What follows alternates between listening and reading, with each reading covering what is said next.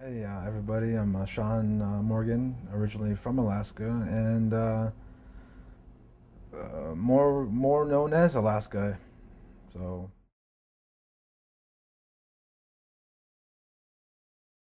right now I'm on Riverside Drive here in Manhattan. Fairly nice, very nice area. I'm happy with it.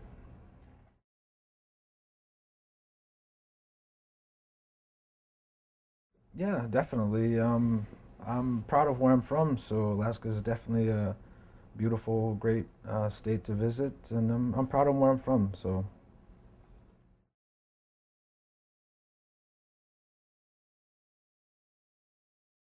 Well, I grew up in Unalakleet, Alaska, which is a little village more upstate in the state of Alaska. Population of no less than 900, so it was a tiny village, and we lived off the land basically for food sometimes, fishing or hunting. So uh, it seemed great because you're in the wilderness. You're living off the land, so I was as a kid. I didn't know anything else. It was just a village. So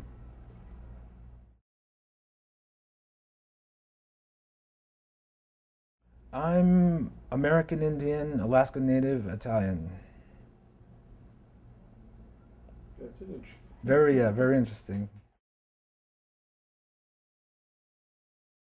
My mother met my father when she was in college, and he's originally from Oklahoma, where I was born, and they separated when I was 2 years old, and she moved back to the village of Unalakleet, and that's where I grew up for the early childhood, my early childhood years, and then in my teen years it was Anchorage, Alaska. So me and my brother basically grew up without a father. So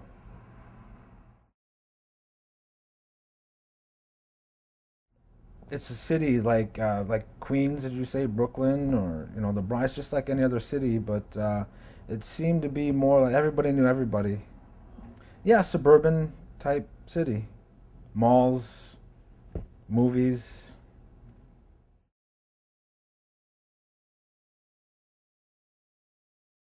Along the lines of growing up in a village to the city, I would say rather more difficult life, and especially with my mother being single, raising me and my brother without fatherhood. There was no direction, real direction. So I was a bit of a loose cannon when I was a kid. So I had no direction in my life. So.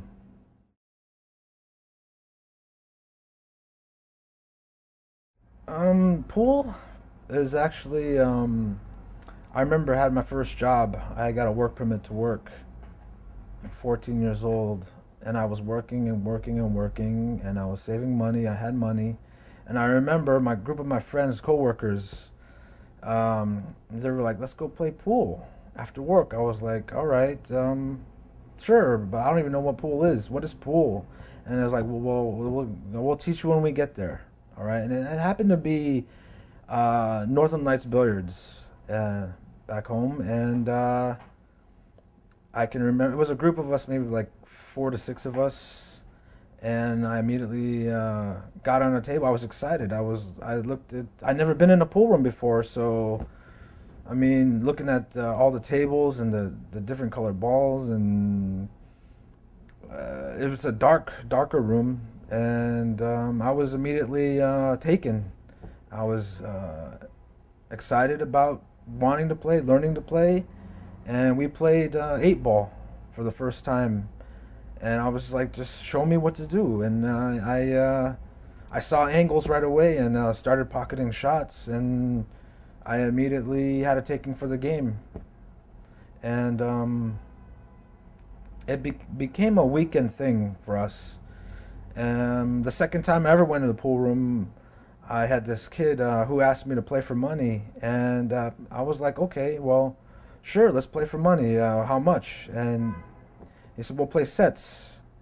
And sets of 9 ball. I was like, 9 ball? I don't even know what 9 ball is.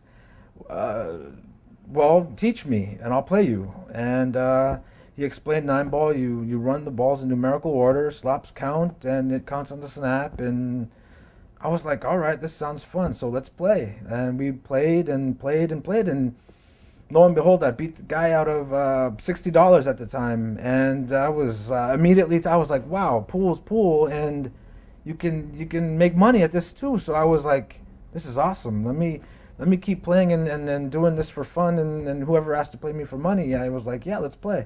So that was that.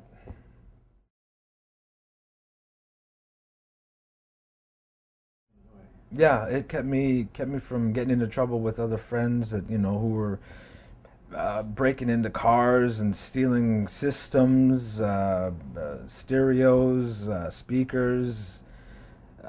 It kept me off the streets, which was a very good thing. It kept me doing a positive thing, playing the game.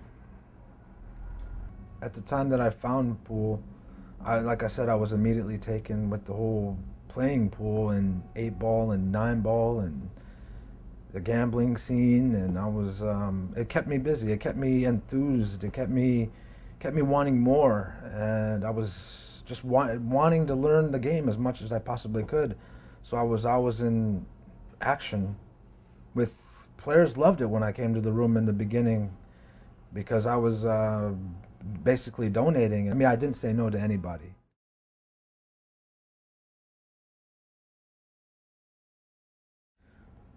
Tournaments.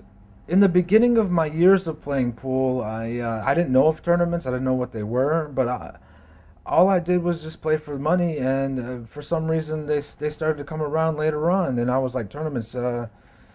Okay, you pay an entry, and there's a double elimination, and they started to pick up like a weekly pool hall event, or like a weekly tournament, so to speak, like they have the Wednesday night tournament here at Master.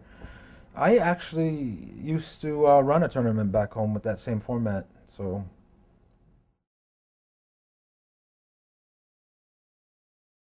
in the beginning, yeah, I definitely won many of the weekly tournaments that we had there, and then there was the more major events. They called it the Fur Rendezvous, which was held out of the Anchorage Billiard Palace, owned by Mark Griffin, and he basically remembers when I first started playing, and started competing in his tournaments. And I wasn't old enough to go in the pool room at the time because of the alcohol laws. You couldn't, you needed to be 21 to enter a bar. So, but it had a bar, and I couldn't go in. I had to get a signed notes from like a legal guardian, so to speak, just to get in the room, or for someone to watch over me. But I played in all his events. There was eight ball, there was nine ball, there was one pocket, straight pool. There was Scotch doubles action. Um, and yeah, I believe he did have a snooker um, tournament as well. I don't remember, but however, definitely a lot of tournaments year round for rendezvous events.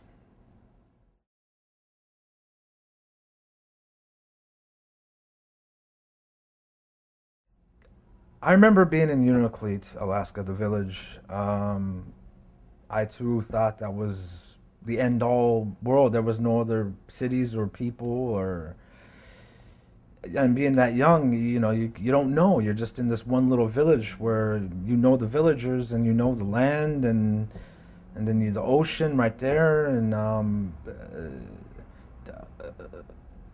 but moving to Anchorage, Alaska, definitely opened my eyes. It was the city, Anchorage, and I was like, wow, this Anchorage, Alaska. This is the city of Alaska. It was big. I thought it was big, and it was definitely seeing different other races of kids was a real eye opener. Seeing Asians and Filipinos and Japanese and Samoans and all these different races of kids. It was an eye opener. So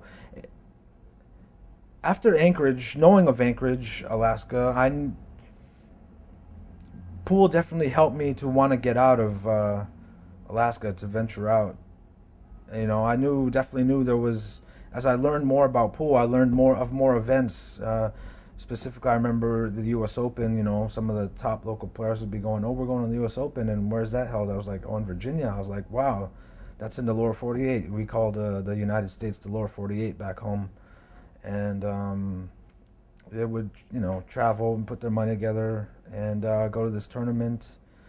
But for me, I was still,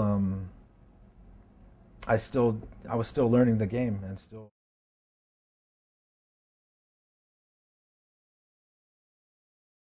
Um, well, I don't know what you consider a pro at that time, but there were definitely top players I knew that played really good. There's a handful of strong players, and they played good in all the games. I've definitely learned each from each and every one of them, and they were.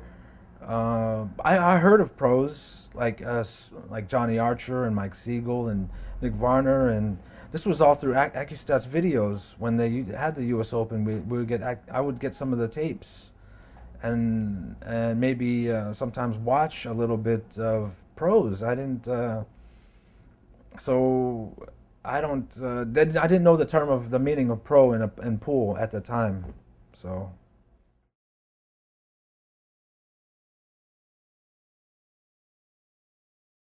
Oh man, I remember when I won the Alaska State 9 ball intermediate championship, and then I won the Open back to back, and beating a lot of the top players, um,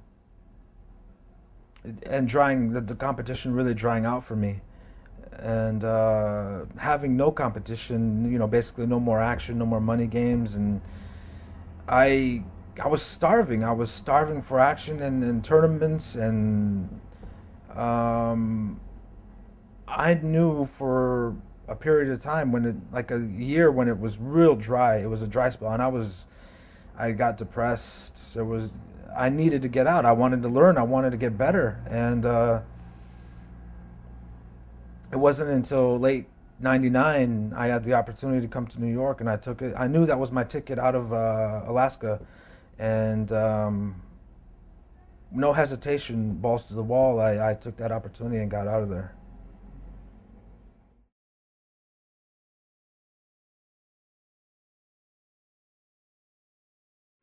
Home is will always be home. I love Alaska. I love Anchorage. I love Unalakleet, and if I can afford to even buy a home back home, I definitely would. And I would if I had the money to travel, the expenses to travel, I definitely would. I'd probably live there and live here as well. I love Manhattan. I love the city, and if I can afford, I would. I definitely would love to go back home and be able to not get stuck there and travel to and from. So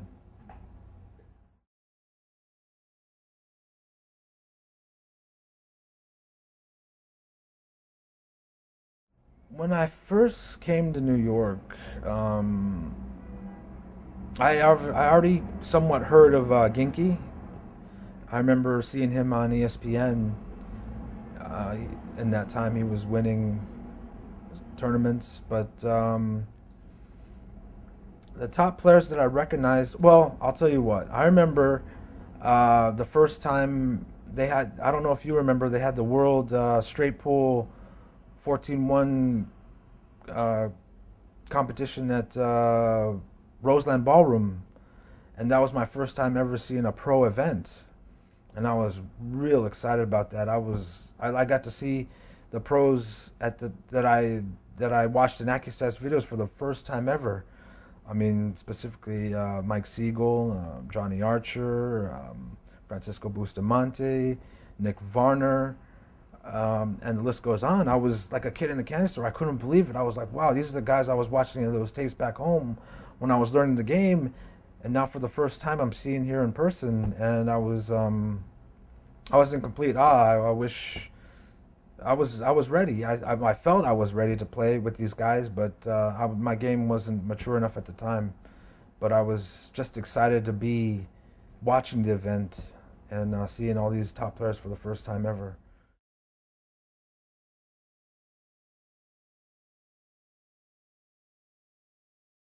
And in 2000, I first arrived. I, being like a fresh fish, eager, scouted out pool rooms and started beating a lot of players, and I was making money in action, and I was winning tournaments. I didn't have to work for the first 5 years that I was ever here in New York. Action was income. It was that was my income, was money, playing for money, and the tournaments that I was winning at the time, and all that dried out, started to dry out, mid 2000s, like 2004, 2005, and I guess it's the same thing. It was like a dry spell. And then you gotta step up the ladder and improve your game. And the next thing, it's like open events, like for instance the Joss Tour, and that's definitely a tougher tour, and I respect that tour. And nowadays it's the Predator Tour, and whatever opportunity I can take to play in these events, I definitely take the opportunity to when I have the chance.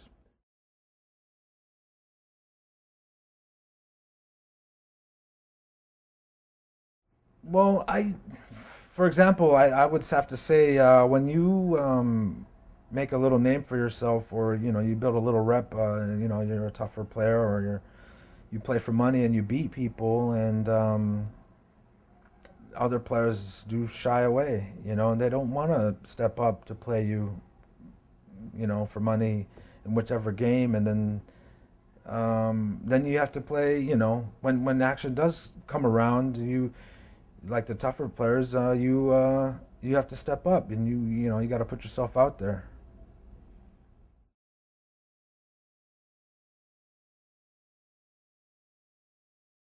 I definitely did a lot of bigger money play back home.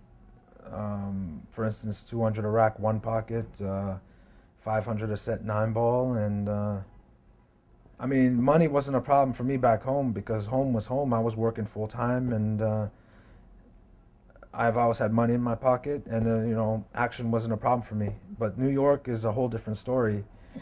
Um, it's definitely more of a expensive place to live, and I put myself in action with my own money when I can, and I don't just jump in the water and I'll bet my whole bankroll in one shot. I like to, for example, if I have $500, I'd put myself in $50 a set action, or if I had 1,000, I would put myself $100 action. I give myself a chance for the money. So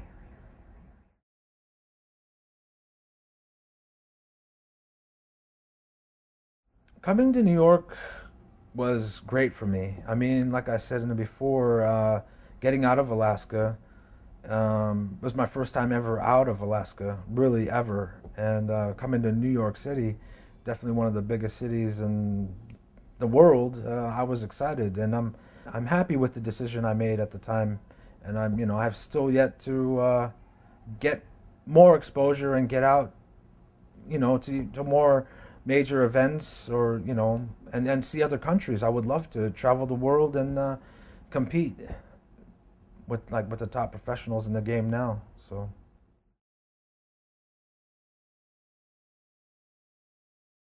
my first cue was a Miucci. I remember going to the billiard supply and picking out a cue. Miucci was big at the time, and I must have spent like $300 for the cue. And I remember the click cases, those square click cases with the handle, and that's what I thought I was the man when I walked in the pool room with it, and it was the funniest thing because I was the fish. I was the top fish. I was the one everybody lined up for me to walk in the door. But I felt that I was the man. I wanted to play. So I had that click case. I was proud of it with the Mutual Q. So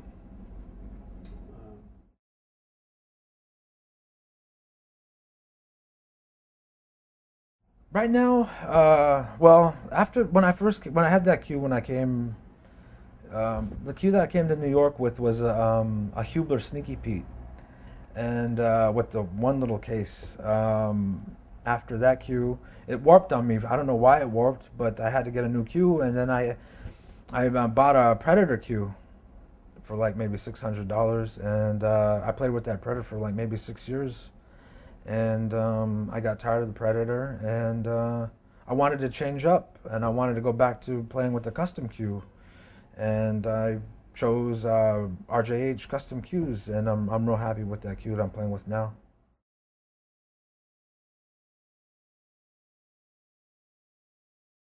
The pool rooms back home, back in the time before I ever came to New York, there was Anchorage Billiard Palace, which Mark Griffin owned. There was Northern Lights Billiards, where I originated from. There was Son of River City Billiards, and there was Hot Shots Billiards. But right now back home, there's the Billiard Palace, and the other pool room, my friend opened up. Oh, he's gonna kill me for not for not knowing the name of his own pool room. Um, You'll remember. anyway, but the scene back home is, it seems that it's starting to pick back up. So, as in tournament wise and more events where a lot of the local players back home have opportunities to play in. So.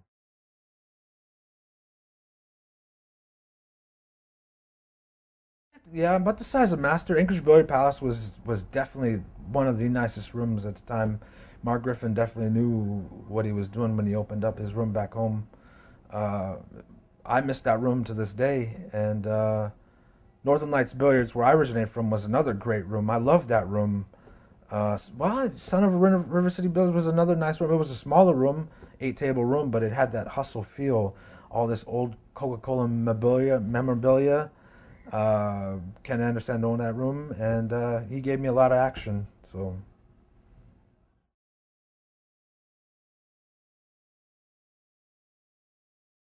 my family, well, my mom lives in this little village, Shacktook, Alaska.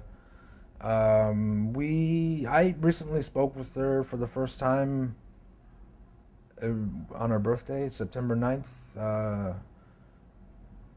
I try to keep in touch as often as I possibly could when I want to, but I keep in touch with my brother a lot, who's back home right now.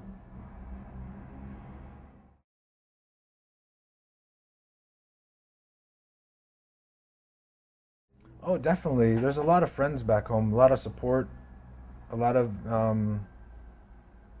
I still keep in touch with a best friend of mine who remembers me.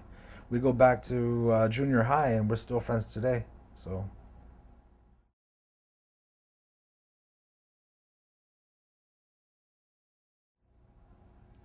more of the friends that were involved in the pool scene know about me and pool. But as for my family, I'm letting them know that this is what I love doing. That's why I'm here. Uh,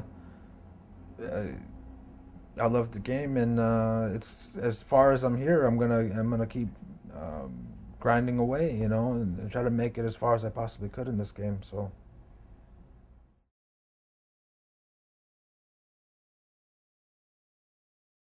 time. I definitely have more time right now. Working part time at where I'm working, but work gets in the way of opportunities to travel out for more events. Um, and I don't have like a sponsor for free time, and I would love that right now to really polish up my game.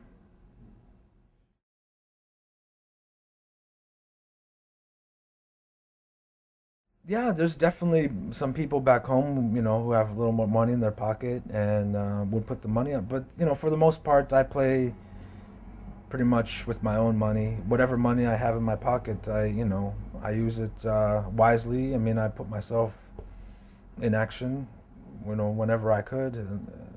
According to my bankroll, however much I have in my pocket, I'll put up.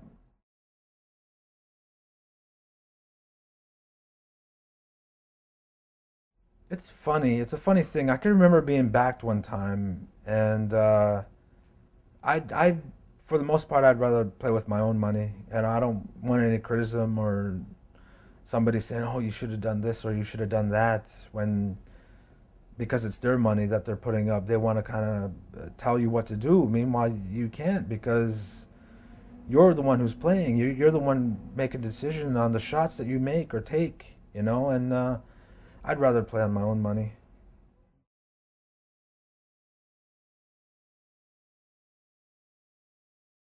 Like I went to a Joss finale, and I traveled with, I think it was upstate in Massachusetts, I believe, country club billiards or something like that. But I had seen Keith McCready for the first time, and that was my first time going to a Joss event. And later on during the tournament, after the tournament, there was big action. Um, it was with Staliv, the Russian player, and Larry Lascati, who was alive at the time, and they were playing 2000 Iraq Banks, and it was this big show. It was this guy Larry Lascati was, from what I heard and what I've seen, he was a great player, and he definitely knew how to spice things up in a pool room, and I remember seeing that for the first time, and I was like, wow, this is the way pool should be, you know, big action and the whole crowd watching, everybody's into it, and everybody's. It was like a show. It was like a theater show. It was perfect. It was a perfect setting for a pool scene that coming from Alaska, it was great to witness that at that time.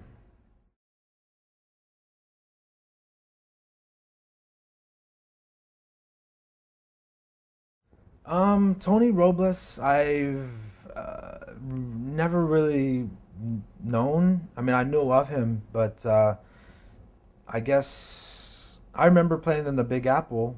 They had the New York, the Big Apple at Master Billiards, and I remember one tournament I finally beat him, and I beat Genki back to back. Those were big wins for me because these guys were the top players here, and I had a good finishing. I ended up losing to Earl Strickland in the end, but it's awesome opportunity. I remember I was undefeated, and I was with Johnny Archer to my left and Rodney Morris to my right, and uh, it was awesome to be. I was like, I felt like this was it. I belong here with these guys, so it's definitely a great moment for me. So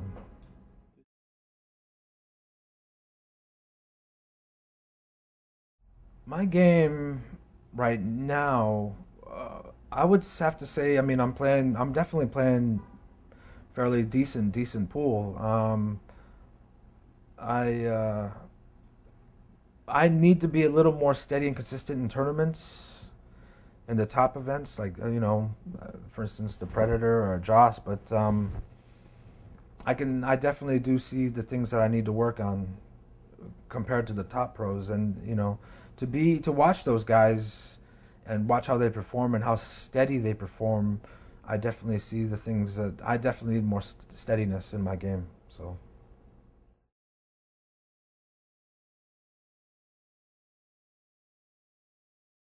I was definitely a lot more aggressive in my game in the beginning, and watching top players how they play and the defense play, they know when to play a good safe. But for me, I would go for that aggressive shot, and but for the most part, my game is definitely maturing, and I'm I've been given the keys and the wisdom to learn how to beat these guys.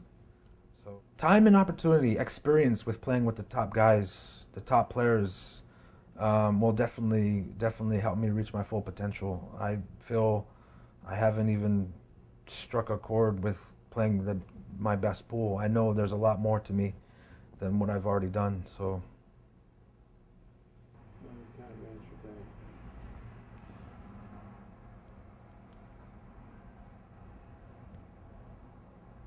You have, you can't manage your day.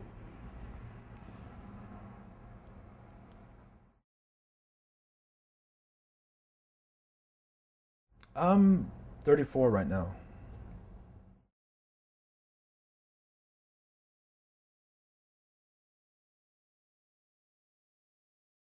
For the most part, when opportunities present themselves, with being a pool player is just tough all around, and I kind of play it by ear right now. I mean, whenever I get the opportunity to play in a tournament, I go and play. But as far as traveling to other states for events, work gets in the way of that, and I don't turn down work when I get called for work. I mean, work is number one for me, and it's hard putting pool on the back burner sometimes because it I really want to ultimately just be playing and competing in tournaments. I would just love to be in like Ralph Souquet's position or Mika's position, just to be able to travel and compete and play with the best all the time. I think that would definitely be an ultimate goal for me, and I really would love that.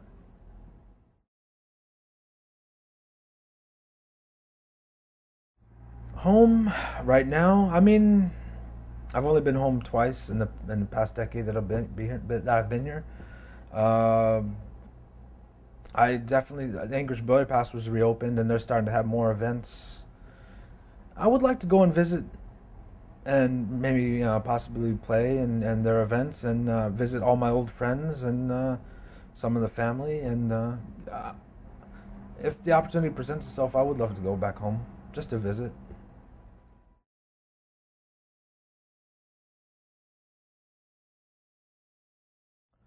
Well, coming from that little village in Alaska to the city of Anchorage to the city of New York, um, I can remember going to Arizona and seeing the Grand Canyon. And the Grand Canyon, wow, amazing. It was huge, and that made me really know that the world is there's all the world out there. There's other countries. I would love to see other countries, given the opportunity, um, to go and compete in major events. Um, Hopefully, opportunities will present themselves, and I'll be able to take them. I would. There's a whole great world out there to see, and I want to see it. So,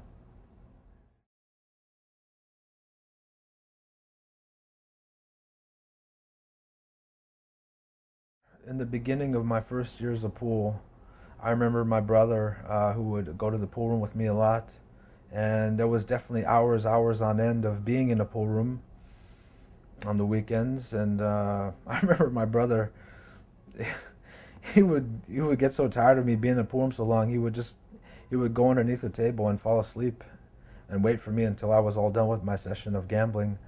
And that was one of the more memories that was a good memory. And another one was with the my one gambling session I had in one pocket with a player from who was back home. You call it the Lore 48, who was from L.A. And he played me some one pocket in River City Billiards, and we were playing 200 a rack. And I must have had like 2,600 on me, and he almost busted me. This guy, Leonard Skinner, we called him, but his name was Leonard Stanley. But the guy almost busted me, and I can remember going to the bathroom and refreshing up, like taking a shower in the little sink, like washing my face and hair, and like regathering myself and telling myself, this guy's gonna bust you if you don't do anything, if you don't do something. And I end up getting my head right, and I end up beating him, getting all my money back, and then I end up beating him for like maybe $1,400. That was my longest session of one pocket. It was probably 26 hours. We battled, so that's a great memory for me. Thanks, Leonard. You made me love the game of one pocket. So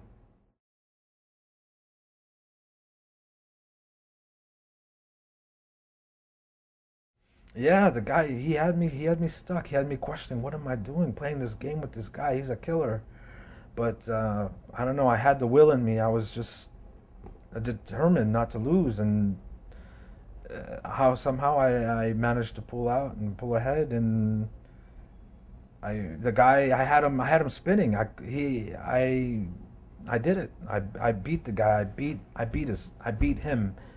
When you beat a pool player on the inside, you know you beat them as a person. So I mean, every pool player has that. When you beat them, you know when they unscrew, you beat them. So that look on his face, he was in the twilight zone after I beat him. So, but uh,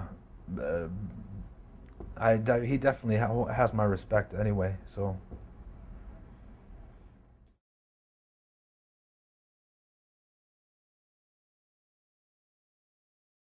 I never had any real lessons. I would love. I mean, even to this day, whatever I've accomplished, with the tournaments I've won, with whoever I beat, but from the top players in the world, I would definitely like to get with them and you know talk with them, or maybe you know have them show me a couple things that maybe that would help my game out.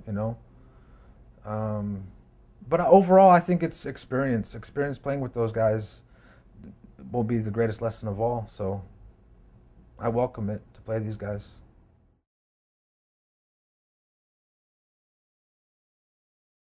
Being a pool player is definitely a tough passion. It's definitely costing me a few good relationships. I'm currently single right now, and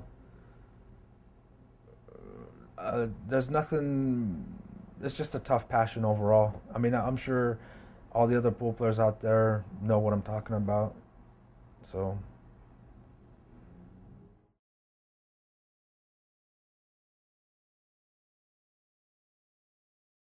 Dennis Hatch, I remember he'd come here. It was a few years ago, a few years back, and he was definitely one of my. I heard of him from back home, the Hatchet Man, and I got to see him for the first time when he came here. He had brought Sparky Farrell to get in action at Master Billiards, and I was like, wow, Dennis Hatch is here. And I took the opportunity to ask him to kindly play some cheap sets with me.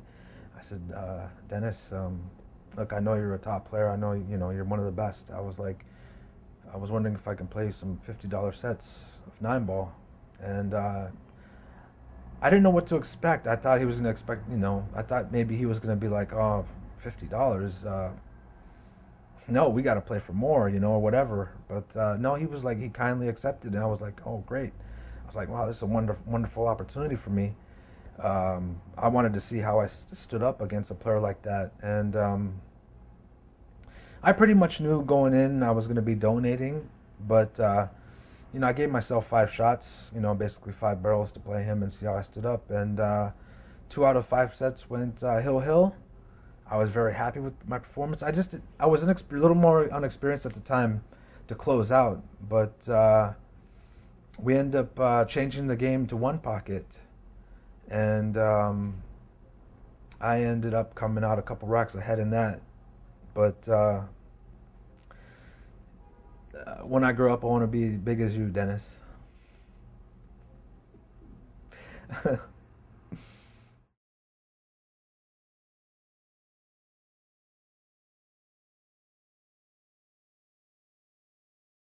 Some of the accomplishments that I've achieved since I've been here in New York, I can remember coming to New York, and the biggest tour around at the time was the Tri-State Tour, which I'm pretty sure you're familiar with. They started me at the A level, and I had won a couple of events right away, and they bumped me to the A plus level, and I proceeded to win 11 of those events, and they finally bumped me to open class, which is I was welcoming anyway. I wanted to move up in status, which I feel all pool players should want for themselves. You want to be the best. You gotta perform. But I've won the New York City Mayor's Cup 9 ball champion chip. I won the men's NYC men's 9 ball open. I've won 5 of William Finnegan's super tournaments. At the time, a couple of them were with Alexandra, who used to run them as well. Um, I've done the break and run for 2600, one rack of 10 ball, which is a good payday. I've won Danny Baruti's straight pool league. Well, he ran a straight pool league out of Master, which I beat pretty much the top straight pool players around in the local area. I was very proud of that win because I don't play straight pool all that much, but for not playing the game. I pulled through, so that was a good win for me. Um, and a lot of the local events that they have here, Wednesday night master tournament. It's always good to plan to try to keep your game polished. It's a tough format, race to five. Anybody can win a short race, but won several of those. So this is just a bit of the accomplishments I've done since I've been here in New York. Um, my top finish in a Jost was the third place. Um, Blaze the second place, and Predator the third place. But I definitely would like to snap off one of those events one of these times, or whenever I'm playing good.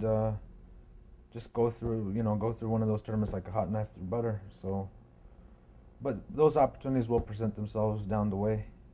So hopefully, I'll stand up and play to my ultimate potential.